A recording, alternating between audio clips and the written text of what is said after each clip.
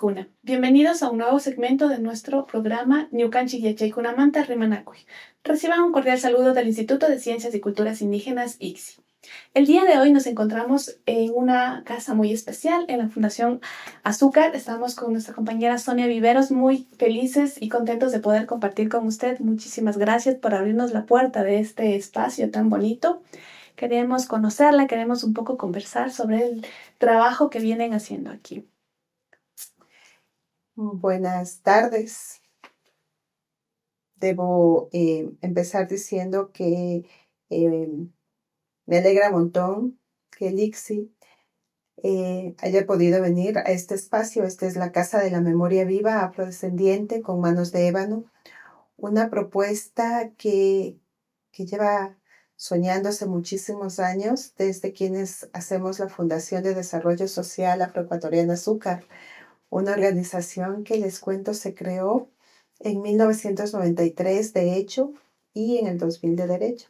Se creó coincidentemente cuando mi jefe era el compañero Luis Márquez. Yo comencé a trabajar mi tema social en la CONAIE y el presidente era Luchito. Y allí empezamos nosotras desde jóvenes afrodescendientes a pensarnos como seres de una particularidad étnica, como un pueblo, y pensándonos en cómo ir fortaleciendo y visibilizando nuestra identidad. Fue allí que se crea Azúcar y en el 2000 la fundación y en el 2000, Sonia, 2007 comenzamos a pensarnos como un espacio para la visibilización del pueblo afrodescendiente con el Centro Cultural Afroecuatoriano que estaba en la 6 de diciembre y Baquedano, para finalmente, después de montón de problemas raciales, discriminatorios, en el 2023 logramos tener nuestro propio espacio. Y aquí estamos. Bienvenidas a Manos de Ébano. Qué bonito escuchar cómo ha ido naciendo este espacio, ¿no es cierto? Cómo se ha ido juntando también gente en todo este proceso. Y me parece importante porque en la sociedad misma, ¿no? Tenemos tantas estas dificultades de discriminación, de racialización, tanto pueblo afro como también indígenas, y creo que no están acostumbrados a ver a lo diferente al otro, ¿no es cierto? Entonces queremos desde este espacio que nos permita contar la historia, contar qué es, cuáles son los problemas a los que se enfrentan como pueblo afro, como fundación también. Pues la discriminación por sí sola no es parte de nuestra agenda. La discriminación racial, esa es uno de los ejes principales del trabajo de los afrodescendientes a nivel local, a nivel nacional, a nivel internacional. El tema de la discriminación y el racismo es un crimen de deshumanidad. Ecuador, y particularmente Quito, es un país, es una ciudad altísimamente racista. Nos ha tocado pelear desde los diferentes espacios, desde la educación, desde la salud, desde la vivienda, desde el trabajo, desde cada uno de los espacios sociales que son fruto de nuestra lucha, y además de que son derechos de los ciudadanos por un reconocimiento. Azúcar tiene ya 33 años y en este tiempo ha sido parte de esa construcción y esa reconstrucción de la historia del país, desde el contar de nuestros abuelos, de nuestros ancestros, desde el proceso educativo que se viene empujando desde ese montón de años y que busca cambiar los paradigmas, romper los paradigmas, que busca disminuir las brechas para no decir eliminar las brechas, pero sobre todo busca los cambios sociales. Creo que los problemas de la discriminación y el racismo está en las personas, en los individuos, y no necesariamente en nosotros los afrodescendientes, sino en los otros. Es un problema de los otros, no de nosotros. Y claro, es también una cosa que se viene generando por el sistema en el que nosotros nos encontramos. Eh, los afrodescendientes, hemos pasado la trata esclavista, hemos pasado el colonialismo, estamos en una época democrática, más sin embargo, considero que todavía hay esos rezagos, ¿no es cierto?, de todo lo que es el, comillas, poder. Uh-huh. Y creo que el principal problema que tenemos los seres humanos es el poder económico, el poder político y a veces también el poder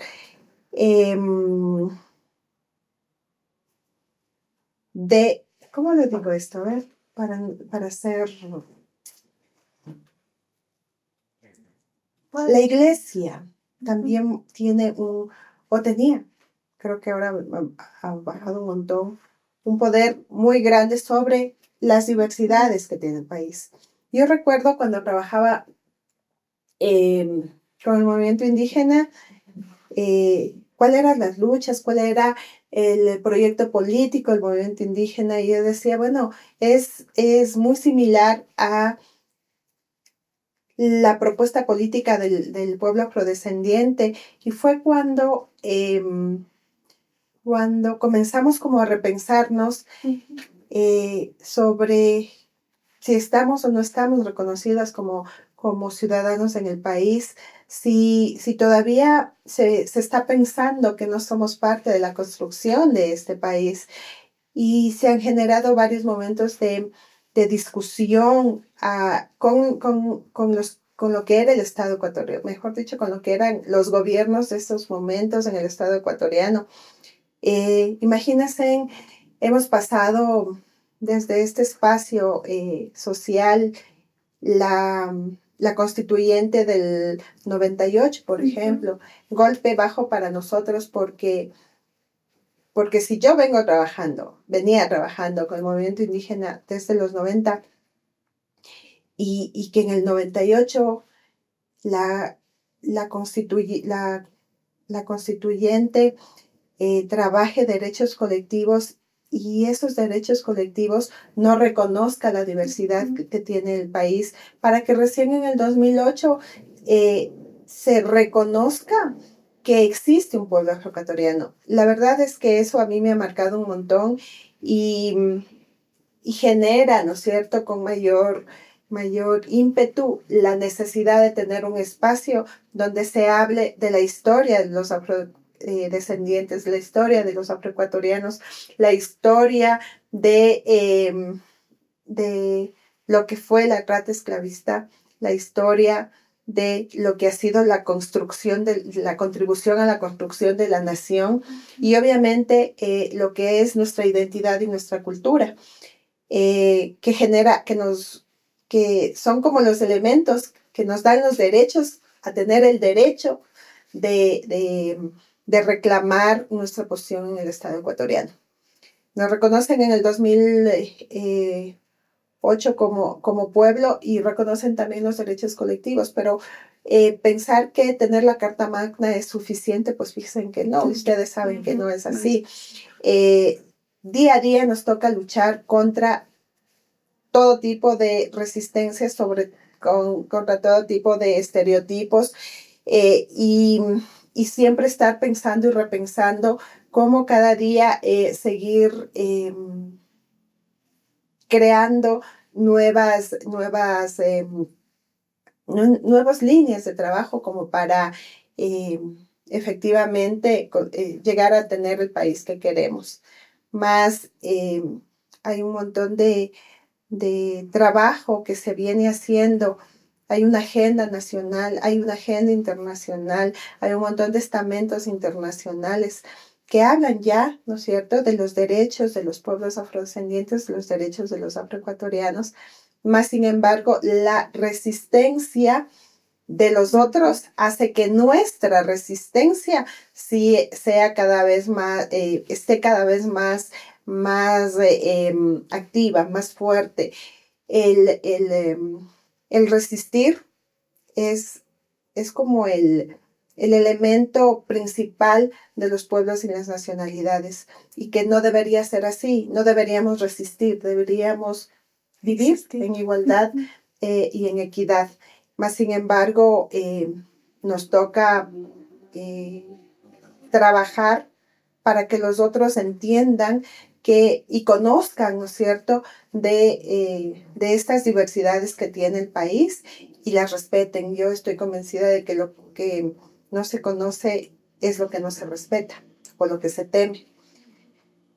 Pues así es que pasaron 33 años y estamos aquí con la Casa de la Memoria, que tiene una biblioteca del saber y la memoria, una biblioteca afrocentrada con más de 2,000 títulos y que seguimos soñando sea un espacio que se especialice en temas de la afrodescendencia y en la construcción de nuestra nueva nación para apoyar a la educación formal, porque uno de los problemas que hemos tenido es que la educación es la forma de educación es la principal responsable de las desigualdades que tiene el de país. Continuar esta historia de discriminación y desigualdad. Pues por ahí la biblioteca, tenemos la escuela Identidad Cultural, esa escuela que creó también un proceso de formación superior para mujeres. Logramos tener 3 cortes con la Universidad Central y se creó como Escuela de Formación Política y Liderazgo para Mujeres Afrodescendientes. Logramos también generar una red de universidades para los estudios y cátedras sobre afrodescendientes.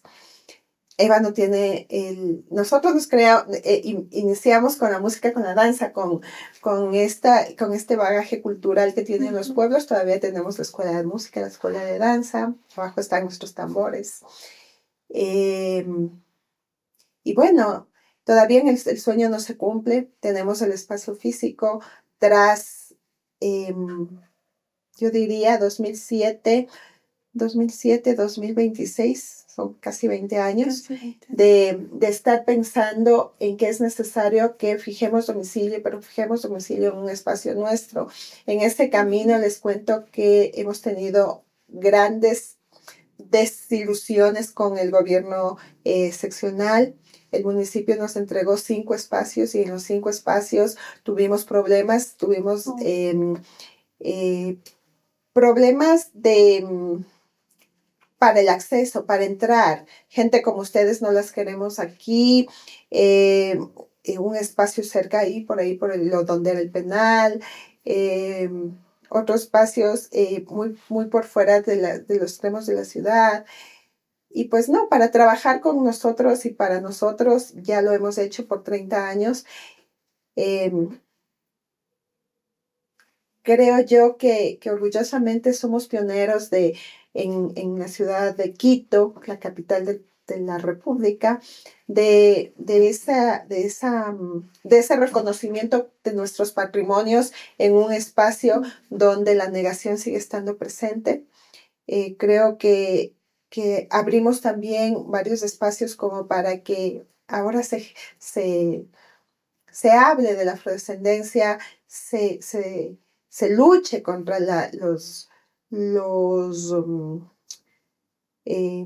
se luche contra toda forma de violencia y de negación, pero nos damos cuenta que las cosas como que van tomando nueva forma, como que van mutando. Hace más de 500 años hablamos de la esclavización y ahora tenemos que hablar de esclavitud moderna. Hablábamos todos estos años, todos estos 500 años de discriminación racial, y ahora tenemos que hablar de perfilamiento racial, porque quienes son los llamados a proteger a los ciudadanos, o sea, la policía, las Fuerzas Armadas, los entes de justicia, son quienes de pronto mañosamente o malinterpretan el uso de, del poder y de la fuerza, y quienes son los afectados con un imaginario social que no logramos que se erradique, de culpabilidad, de negación, de delincuencia, de violencia, y todo así como enmarcado en un genotipo, y que lo llevan a los jóvenes y a las personas afrodescendientes ahora en el perfilamiento racial principalmente.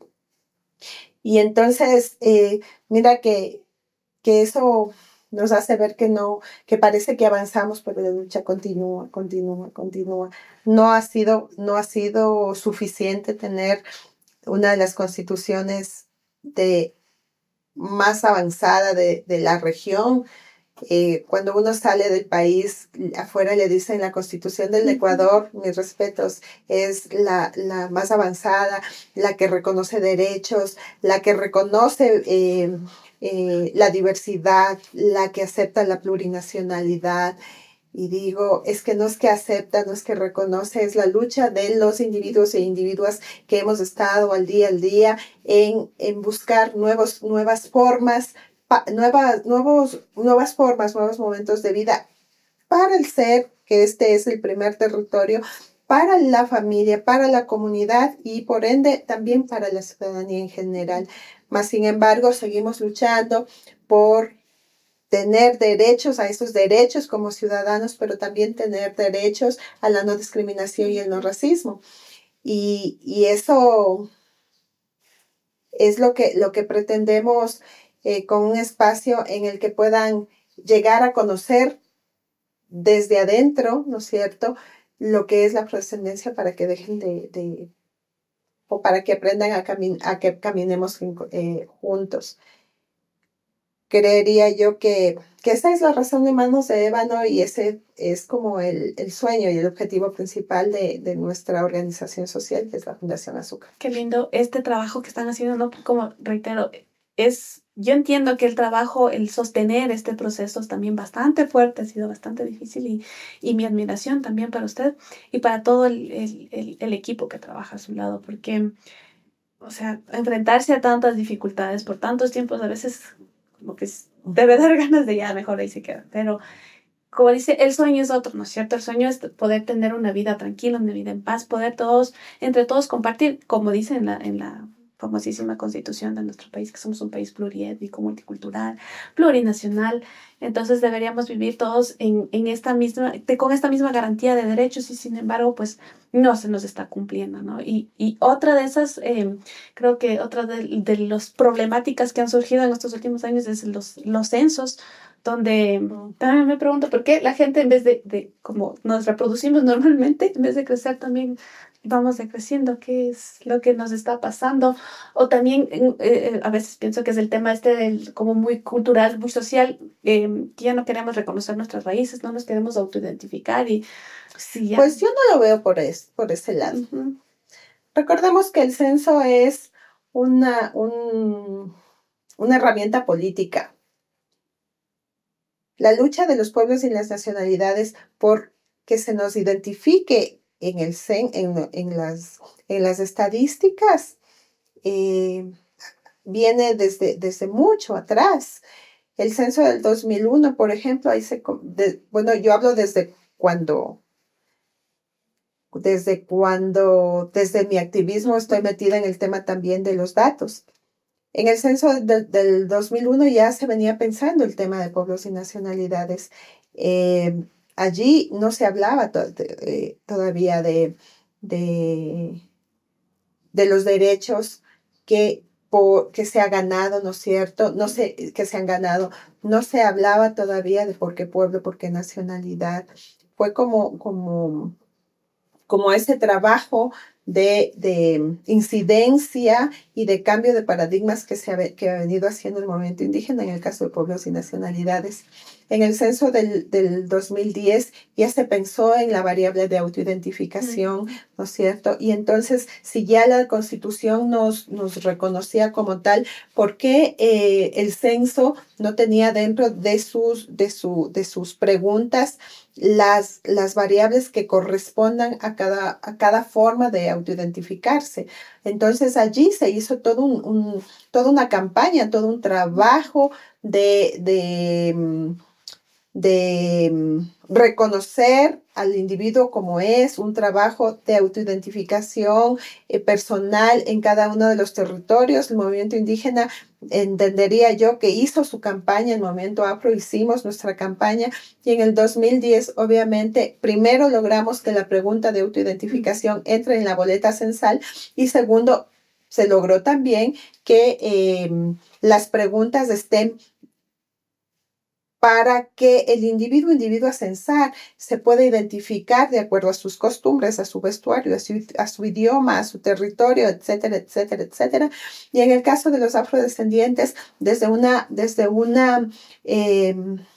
trabajo de identificarse el ser, ¿no es cierto? Y de sumar todas esas variables con las que el otro nos llamaba, que negro, que mulato, que morenito, y afrodescendiente, para lograr sumar, ¿no es cierto?, desde nuestra propia forma de autoidentificarnos en el censo. Acordémonos que los resultados del censo equivalen a política pública para los ciudadanos. Y entonces, si no estamos sumando, si no estamos contados en el censo, obviamente no contamos con política pública diferenciada. Más sin embargo, lo que se logró en el 2010 cae como en picada en el censo del 2020, que se hizo el 2022 por lo del COVID, ¿no es cierto? Pero es una masacre. O sea, desaparecen los afrodescendientes y no estamos ni en las estadísticas de mortalidad, ni en las estadísticas de migración. Y entonces, ¿qué pasó con esos afrodescendientes que no fueron contados? Que no están muertos y que no han migrado. Entonces, eso a nosotros nos causó una gran preocupación y generamos como primero un cuestionamiento al INEC, al compañero Roberto, que era en su momento el director, y no teníamos como las respuestas, y impulsamos como una demanda de inconstitucionalidad al censo. En esta semana, el grupo de abogadas con las que trabajaron nos informan que la segunda instancia también la perdimos, y decimos, pero ¿dónde están esos derechos de los ciudadanos cuando a quienes nosotros preguntamos preguntamos pero no encontramos las respuestas? Y cuando no se encuentran las respuestas, lo que se encuentra es como una barrera, primero con quienes tienen la obligación de darnos las explicaciones, y después un espacio completamente cerrado a que se transparente lo que pasó en el censo del 2022, 21-22. Perdimos, y el pueblo afroecuatoriano es el que más perdió, porque de 7.2 bajar a 4.7.8 son casi 2 puntos en el porcentaje nacional que está bajando la población afroecuatoriana, y que por ende perjudica a todos los temas sociales, principalmente, que son los que garantizan los derechos de los pueblos afrodescendientes.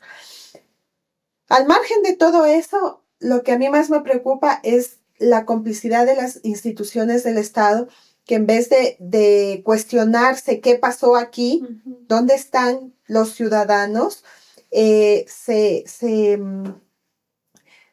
confabulan y todos echan la culpa al pueblo, como que el pueblo ha dejado de identificarse. Lastimosamente, nuestro tono de piel no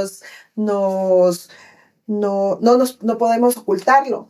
Y entonces no podemos pensar que dejamos de ser negros para no contar en el censo. Es muy, muy complicado porque eso desconoce la existencia de hombres y mujeres afrodescendientes. Las mujeres negras no han parido en 10 años y entonces no hay descendencia. Y estos resultados perjudican el tema de la educación, el tema del trabajo y sobre todo perjudican el tema de la salud. Y ¿por qué digo sobre todo? Porque hay en el entorno país una gran debilidad en el tema de la salud pública. Y digo por qué subrayo que es el principal problema, la salud, porque si la persona está sana, puede estudiar, puede trabajar, puede desenvolverse, pero si no está atendida y encima de eso aparecen enfermedades prevalentes como la drepatocitosis y otras enfermedades que atacan directamente a los afrodescendientes, y eso no es atendido por no tener una autoidentificación clara dentro del sistema de salud, es complicado. Y ahora nos vamos a la parte de educación. Hemos venido luchando. Yo tengo recién 30 años en la vida social, sociocultural, socioétnica y cultural, pero hay hombres y mujeres afrodescendientes en el Ecuador que tienen 50, 60, 70 años, que están siempre pensando en cómo el conocimiento y la historia del pueblo afrodescendiente entra a la currícula nacional para que se cambien de paradigmas esas formas de pensar desde la niñez. Y nos ha tocado estar luchando a veces entre los pares, porque para mí los pueblos y nacionalidades indígenas son nuestros pares. Yo entré a trabajar a ese movimiento porque así me sentí, y para la actualidad, en cambio, siento que como que fuéramos rivales, como que nos estuviéramos peleando un pedazo de un pastel, y los derechos en la educación se imaginan como derechos bilingües con todo el respeto, ¿no es cierto? Pero la educación no es bilingüe, ¿sí? Y el estar luchando entre nosotros por un cambio en la currícula, pero por un cambio para que se entienda que la educación es, como dice la Constitución, para todos. Eso se ha venido dando como ahí en la Secretaría de Educación Bilingüe, como este espacio es de los indígenas y de los indígenas quichuas, porque ni siquiera está la diversidad, o sea, es mi percepción. No se preocupe, porque creo que también a veces como que ha sido ese sentimiento, ¿no? Que estamos como que muy lejos, como en algún momento se hizo un trabajo conjunto, hubo como más cercanía entre el movimiento indígena y el movimiento afro, pero sí he sentido también que como que en un momento, no sé por qué, hubo este distanciamiento que no debería haber, como decimos también a veces dentro del movimiento indígena, cuando hay algunos tipos de conflictos, decimos, la pelea no es entre nosotros. La pelea no es entre nosotros, no debe ser entre nosotros. Pelearnos, sino es como fortalecernos mutuamente. Y, o sea, tenemos una historia de mucho sufrimiento, de muchas cosas que nos han pasado socialmente y que nos debería permitir continuar caminando juntos para que todos podamos tener este gran sueño, porque nosotros también soñamos con una sociedad distinta. Es que el poder, es que la política, si no la entendemos bien, se convierte en el enemigo más grande de los ciudadanos, del ser. Y se convierte en una lucha de poder. y de poder dominar al otro, de poder tener lo que el otro tiene, de poder manejar, ¿no es cierto?, temas que le vuelven al ser humano egoísta, independiente y rompe la construcción de lo que decía el proyecto político, la comunidad, el trabajo en, en, en Minga, ¿no es cierto? Todo aquello que se venía construyendo con lo que en su momento fue la construcción del Pachacutic, se fue como destruyendo a medida de que fueron buscándose espacios de poder. Y también a medida en el que, digo yo no, puede que me equivoque, a medida en que fuimos entrando a la educación, no la primaria ni la secundaria, sino ya la superior, ¿no es cierto? Y fuimos como, en vez de meter nuestra agenda también en esos espacios de educación, fuimos como dejando que se nos meta en nuestro ser esas otras formas de creer que se debe trabajar el poder. A mí me ha dolido un montón, por ejemplo, toda la lucha que se hizo para los becarios, para que se generen las becas en la San Francisco, recuerdo muy bien, ¿sí? Y cómo los primeros becarios salieron así como acá arriba, como que qué barbaridad, o sea, ya cambiados completamente el chip, tanto indígenas como jóvenes afros y como jóvenes indígenas. Y entonces digo, bueno, ¿acaso algo estamos haciendo mal? ¿Acaso algo pasa en esa necesidad de formarse para estar en igual en una lucha en igual de condiciones? Se supone que para eso nos estábamos preparando, pero al contrario, hemos encontrado que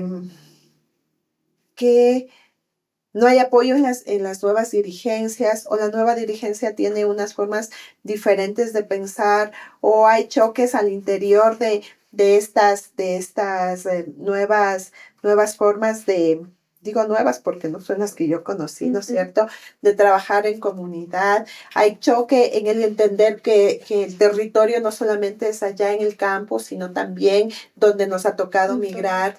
El no entender que el cordón umbilical sí está enterrado en alguna parte de esos territorios y que donde quiera que estén, estamos como todavía unidos. El pensar que el bienestar de uno es el bienestar del otro. O sea, hay un montón de cosas que yo me cuestiono y digo, en su momento estuve a ese lado. Estuve trabajando para el gobierno, fui candidata en su momento porque creía que ese era el camino. Más sin embargo, ahora reniego de la política, siento que no hay diálogo, que no hay análisis, solamente hay pugnas de poderes y eso ha dañado la política nacional en su conjunto, pero también ha dañado la posibilidad de generar nuevos políticos desde pueblos y nacionalidades. Hay mucha gente que se asume indígena, se asume afrodescendiente, que ha tenido la oportunidad de estar y de apoyar esos proyectos políticos. Digo esos porque somos dos pueblos, dos grupos sociales y étnicos diferentes. Pero también me pongo a analizar lo que nos pasa ahora. Está el ICSI, está el Instituto Pacari, está la Universidad Amazónica, está la Montehuasi. O sea, pero está, o sea, están peleando por los cambios sociales, pero desde sus particularidades y unos muy metidos en el tema muy, ¿cómo diría? Muy cerrado, muy sectorial. Y en el caso nuestro están, claro, los espacios sociales, los institutos, y no estoy encontrando un punto de encuentro. Ujú. O sea, no nos hemos sentado todos aquellos que pensamos en la educación desde esta construcción o desde el saber, desde la ciencia y desde la sabiduría y desde la ciencia sería. Ujú. Porque para mí es algo que se viene como predicando desde hace un montón de tiempo, pero no se ha logrado practicar. Más bien se comienza a utilizar a los sabios y a las sabias y, y a la larga no hay los cambios. No nos hemos puesto a pensar y desde allí. Y para mí Eva no es una apuesta a eso, es como una puerta para que nos sentemos a dialogar y de pronto a revisar, porque capaz que en algún punto de ese sueño quedó como alguna parte floja y nos falta como engranarla para volver al camino. Eh, ya estamos grandes muchos y, y seguimos como luchando desde, desde, desde nuestros propios espacios, ¿no? Porque también no nos da para más ni las fuerzas, ni el cuerpo, ni peor los recursos. Claro, estamos con los recursos limitados y sí, comparto este sentir de que a veces como que cada uno se ha dividido y se ha ido desgranando este gran tejido que debería ser, ¿no? Sí, que venía fuerte. Esta sería la invitación a de que unamos fuerzas, volvamos a retomar este gran tejido de pueblo afro, pueblo indígena, todos los pueblos y nacionalidades que en su momento fueron fuertes. Y fruto de eso es que ahora podemos, por lo menos en la Constitución, leer derechos, ¿no? Que ya nos queda un trabajo por hacer para que estos derechos sean efectivamente, gocemos de ellos, efectivamente, ¿no? Entonces, esa sería como nuestra invitación también. Y por otro lado, ¿cómo estarían pensando ustedes también su visión a futuro? ¿Cuáles como estos grandes sueños que todavía se mantienen desde la fundación? Uh-huh. Creo que mientras tengamos vida, seguimos teniendo esperanza. Eh, la lucha por una igualdad de derechos es el sueño de todos y de todas, creería yo. Eh, como ébano, la Casa de la Memoria le falta de parte museable. Nosotros trabajamos con el Museo de la Ciudad 2 años ya. Eh, una propuesta museológica donde se cuente todo ese camino de la afrodescendencia, de las negritudes, desde su llegada hasta estos días, donde se cuente el proceso de la esclavización, donde se cuente dónde estamos territorialmente y tradicionalmente sentados, cómo llegaron, ¿no es cierto? Cómo fue esa, esa forma de vida, porque todo ha cambiado. Y hay muchos niños y niñas afrodescendientes. Si los guaguas afros no lo conocen, peor los otros, ¿no es cierto? Porque ya en las comunidades ya no encontramos el bareque, ya no encontramos la caña brava, ya no hay el pondo, ya no hay el agua del río, ya hay el agua entubada, el agua potable. Y eso hace que también que se piense, eh, sobre todo con los jóvenes, que su vida empieza desde que ellos nacen, de que la vida afrodescendiente está desde que ellos nacen para adelante. Creemos que hace falta en el Ecuador un espacio que cuente la historia y por eso el reto de Manos de Ébano es esa investigación museológica, ponerla en un espacio museográfico, de tal forma de que ya no sea las palabras las que cuenten la historia, sino también que el recorrido y lo que viva cada uno, cada ser. Donde pensemos que la construcción de la construcción de comillas, de un nuevo país es con el respeto y el conocimiento de la existencia, la presencia y la contribución de los otros. Eso como fundación, nuestro sueño está allí estancado, buscando las formas de salir para completar la propuesta social, cultural y educativa que es la Casa de la Memoria.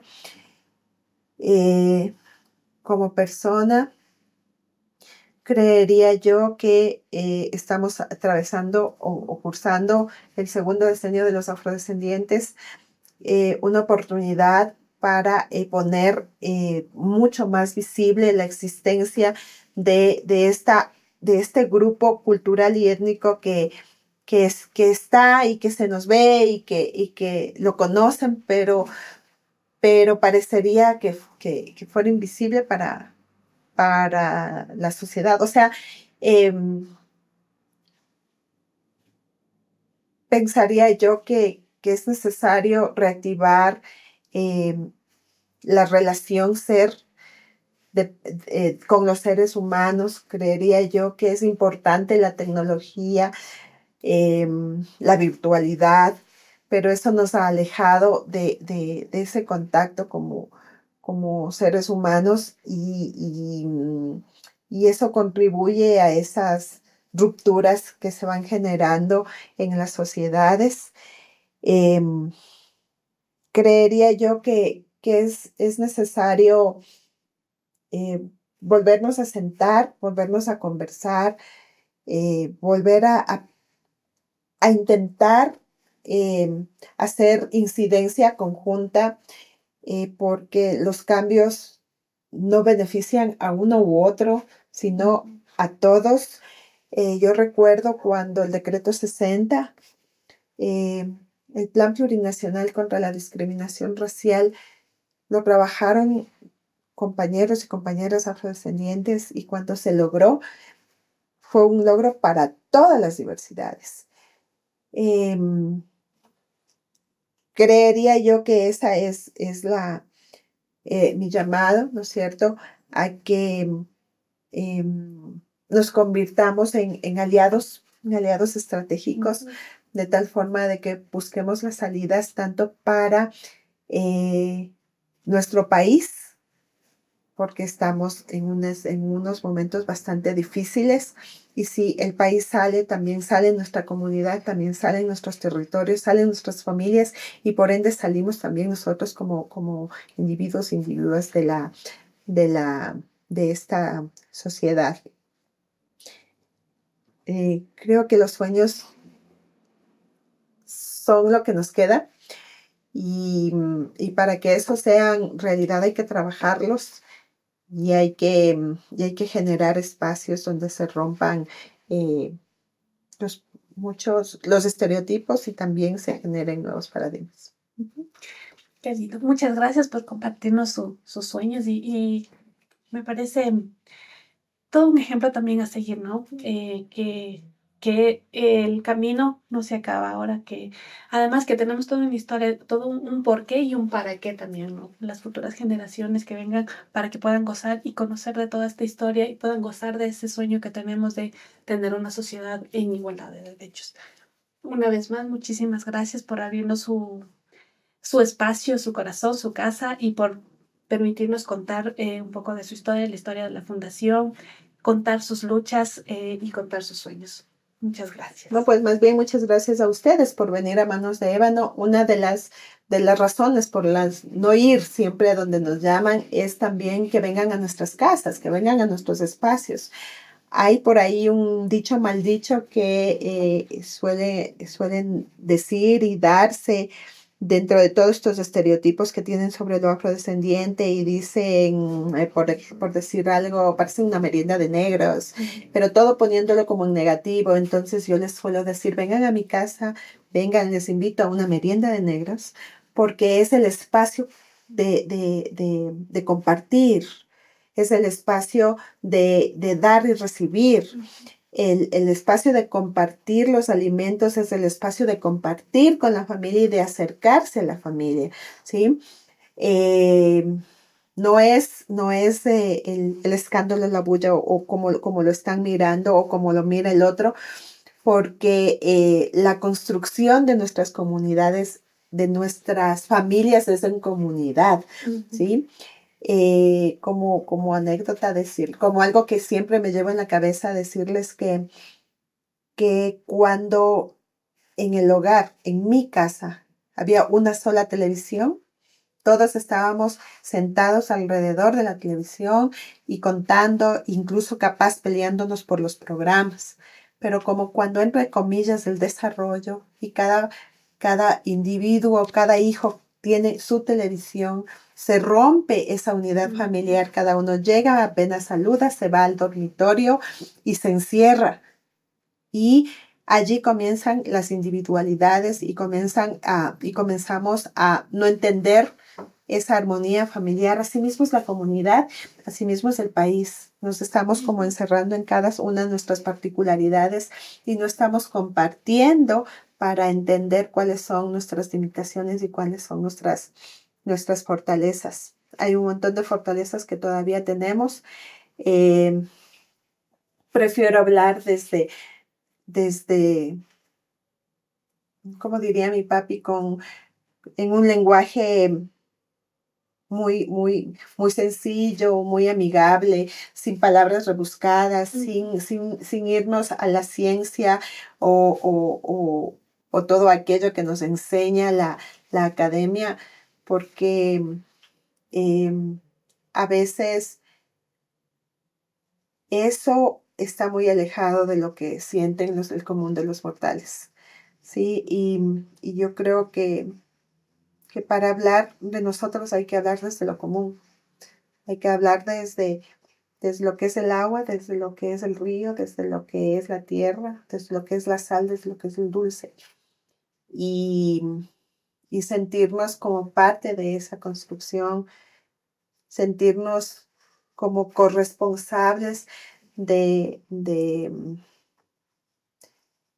corresponsables de lo que está sucediendo y ser actores de los cambios y del desarrollo. Yo creo que estamos en resistencia, vivimos en resistencia, seguimos en resistencia y será la resistencia la que nos tenga como juntos, ¿sí? En medio de la diversidad que tenemos también. Muchas gracias por venir. Manos de ébano, siempre las órdenes para todos. Muchas gracias, gracias por abrirnos el espacio y por hablarnos desde el corazón también. Muchas gracias. Les agradecemos mucho por habernos escuchado, por haber compartido este momento. No se olviden de seguirnos en nuestras redes sociales del ICSI y también Por favor, sí, no queda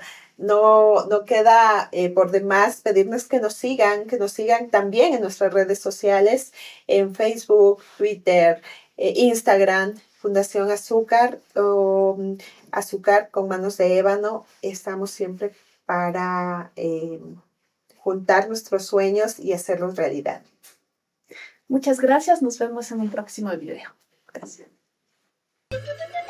ICSI, Instituto de Ciencias y Culturas Indígenas, Amauta Runacunapac, Yachay.